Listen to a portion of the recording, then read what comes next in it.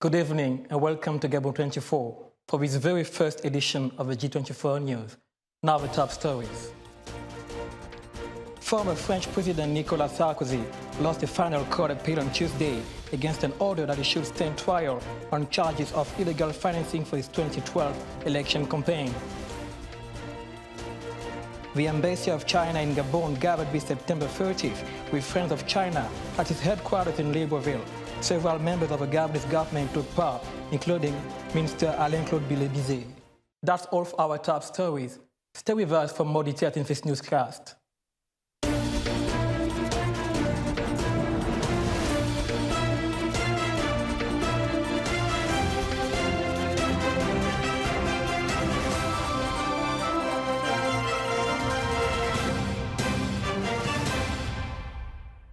A French court on Tuesday ordered Nicolas Sarkozy to stand trial for illicit campaign financing, adding to the ex-president's legal woes, as he also prepares to answer charges of exerting pressure on the judge. Thibaut Tungo follows this for us. His lawyers have tried everything, but Nicolas Sarkozy will answer for his role in the Big Million case before a correctional court. The Constitutional Council had already rejected the priority question of constitutionality raised by the former head of state, who considered that the rule of the double jeopardy states that one cannot be convicted twice for the same facts. Sarkozy claimed to have already been finally convicted by the Constitutional Council in 2013. The wise man had then confirmed the rejection of his accounts because of an excess of 363,615 euros, which he had to repay. However, the decision had been made before the revelation in 2014 of a system of false invoices intended to conceal the explosion of the spending limit of its meetings organized by the Big Million Agency.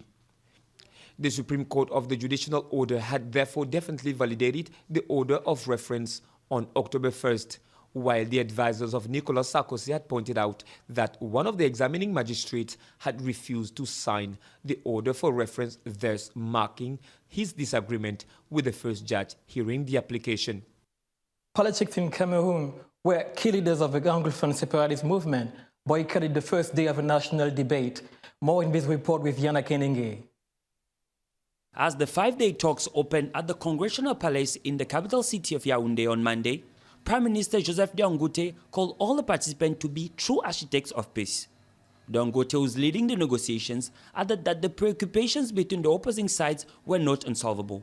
Even before it began, the dialogue ran into trouble with many activists arrested and experts voicing skepticism that it will yield tangible results. The separatist leader, presented by the government as the most open to dialogue, Marc Barreta, pulled out of the talks on Friday, saying that the only way to have real negotiation is to hold them on neutral territory.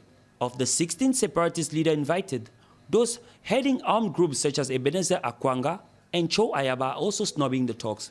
Cho Ayaba, a leading member of the Ambazonian Governing Council, one of the main separatist organizations, said the separatists did not recognize the government's authority to convene a dialogue. Most of the leaders have expressed willingness to hold talks with the government, but in the presence of an international mediator and in a foreign country, with the term for cessations the main item on the agenda, according to International Crisis Group.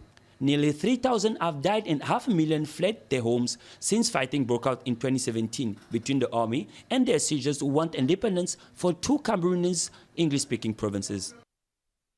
In Gabon, talking economy, businessmen from Africa Finance Corporation, International Investment Fund, were received in audience this Friday at the cabinet of Gabonese Prime Minister Julien Kogebekali to discuss investment issues in Gabon.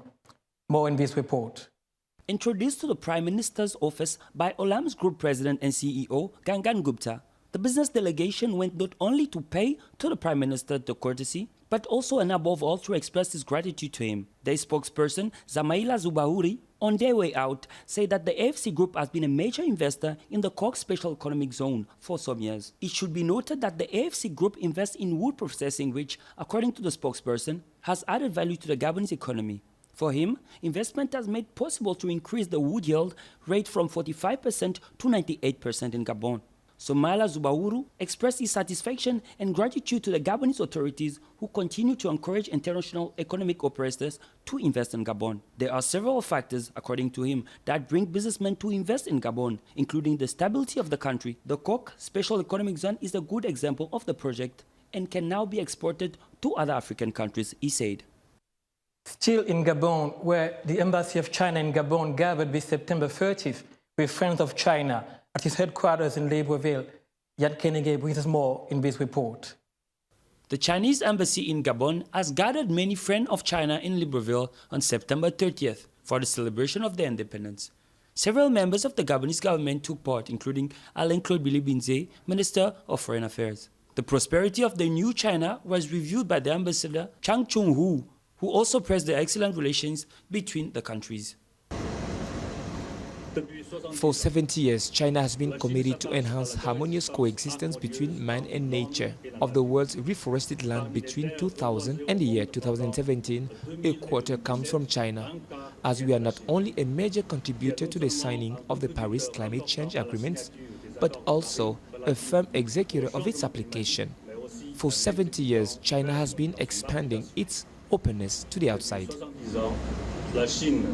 Now, let's end with some news in sports, as Gabonese striker Pierre-Emerick Aubameyang scored this Monday to draw with the Red Devils in much anticipated game. Yana Kenege has more for us in this report. Scott McTominay's stunning strike to give United the lead was a rare moment of quality in the poor first half. However, Manchester United men could not hold out for all 3 points, as Aubameyang's goal just before the hour mark was allowed to stand despite the Gabonese international being initially flagged offside. United have now won just 2 of their 12 Premier League matches dating back to last season and sit 12 points adrift of leaders Liverpool, just 7 games into the campaign. A point is enough to edge Arsenal back into the top 4 on goal difference and maintain 3 points advantage over United, who move up to 10th. For many years, the clashes between these sides were the Premier League marquee features. United and Arsenal were champions of England for 9 consecutive seasons between 1996 and 2004. Well, we've come to the end of our newscast of the day. Let's get back to our top stories. Former French President Nicolas Sarkozy lost a final court appeal on Tuesday against an order that he should stand trial on charges of illegal financing for his 2012 election campaign.